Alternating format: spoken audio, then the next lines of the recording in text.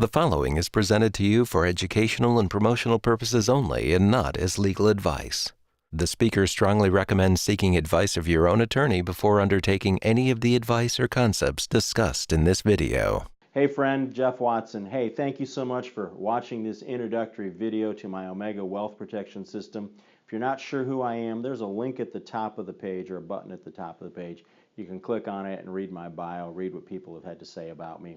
So in this introductory video to my Omega Wealth Protection System, I'm going to talk about short sale flips.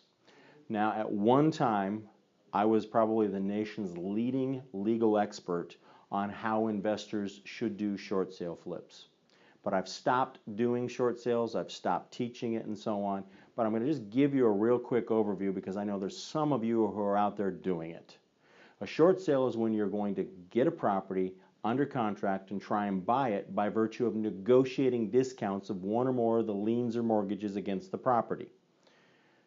God bless you if you can still do that, go for it. A lot of people used to make a lot of money, but the rules have changed. And that's one of the big overview and one of the big risks associated with this investment is the rules are constantly changing.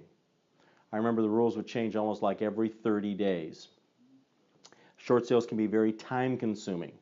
Short sales, you can expect resistance at all levels when you're dealing with people on short sales.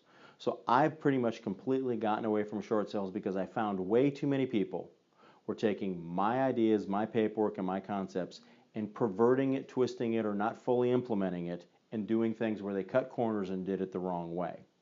At one time, there were probably 10,000 or more investors using my documents and systems to do short sales, but that's kind of faded away and I'm okay with that. Now, let's talk about what happens if you do successfully do short sales and you do that. You're going to be generating what I call ordinary earned income. That income from when you buy the short sale property and then you resell it within a year less is going to be ordinary and earned income, and it's going to be taxed at the highest rate. I've seen some investors have some fantastic years of short sales until they realized the amount of money that they owed in taxes and then panicked.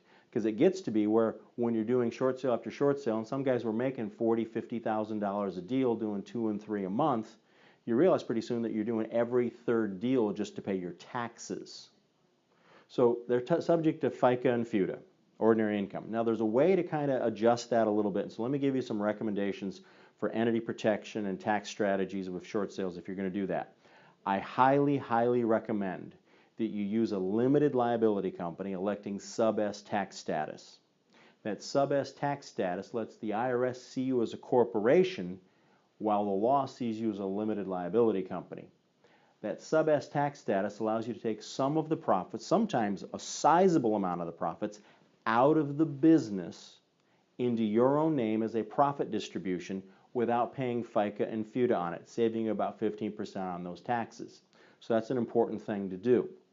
The second thing I'd like you to do with a limited liability company for doing short sales is it gives you protection should a deal go wrong.